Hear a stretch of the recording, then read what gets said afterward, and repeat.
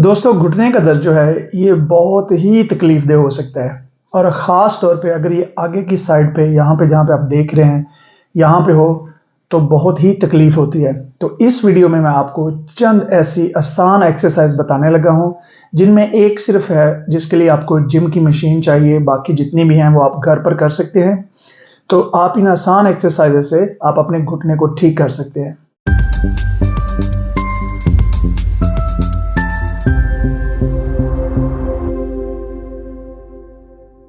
बिस्मिल्लाहिर्रहमानिर्रहीम, अस्सलाम वालेकुम। नवीद चौधरी, स्वीडन से हेल्थ और फिटनेस में।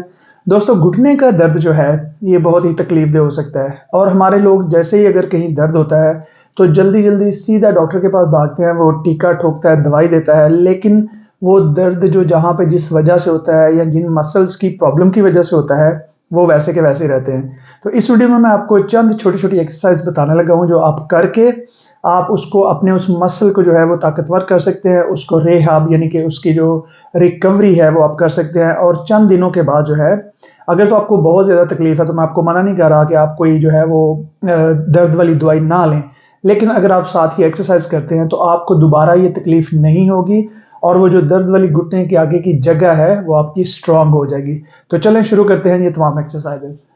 अच्छा दोस्तों, जिस तरीके से आप देख सकते हैं कि इसमें आपने बिल्कुल ये सीधा ऐसे कुर्सी की तरह आपने दीवार के साथ टेक लगानी है। पैरों को, घुटनों को बिल्कुल सीधा रखना है, कुर्सी की पोजीशन में आपने बिल्कुल बैठना है। ये दूसरे एंगल से साइड से देख लें कि किस तरीके से आपका ये होना चाहिए, 90 डिग्री में आपने बैठना है। ये बहुत ज़रूरी है कि आप वहाँ पे 15 से 20 सेकंड बैठें और 3 दफ़ा करें। अगली एक्सरसाइज़ देख लें, पैरों को, एड़ियों को आपने उठा के दीवार के साथ लगाना है।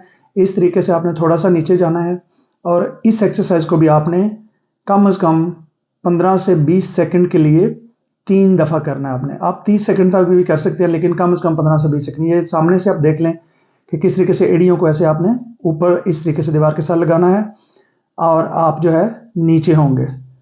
तो इस एक्सरसाइज़ को आपने रिपीट करना है कम से कम, ये जितनी भी एक्सरसाइज़ हैं इनको आपने रिपीट करना है। अगली एक्सरसाइज़ है, इसमें आपने बिल्कुल इस तरीके से बैठना है जैसे पहले कुर्सी की पोजीशन में बैठे हैं और आपने एक अपने पाँव को ऊपर उठाना है, दीवार के साथ हाथ लगा लें ताकि आपका बैलेंस रहे, आप गिरे ना। इस तरीके से इसको भी आपने कम से कम 15 से 20 सेकंड के लिए एक टांग उठानी है, फिर दूसरी, और इसके भी आपने 3 सेट करने हैं कम से कम। इसके बाद आप किसी भी चीज़ को आप पकड़ लें अपनी उंगलियों के, उसको बिल्कुल अपने हाथों पे आपने जोर नहीं लगाना।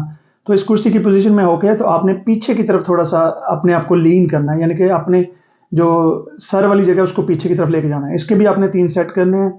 उसके बाद जो अगला है, इसमें आपने थोड़ा सा हैवी वजन डालना है इस मशीन पे। बाकी सारी एक्सरसाइज घर पे आप कर सकते हैं, ये मशीन पे करनी है। तो आप देखेंगे थोड़ा सा हैवी वजन डाल के तो उसको इतना सा करना है, इसको बिल्कुल ऊपर नहीं उठाना।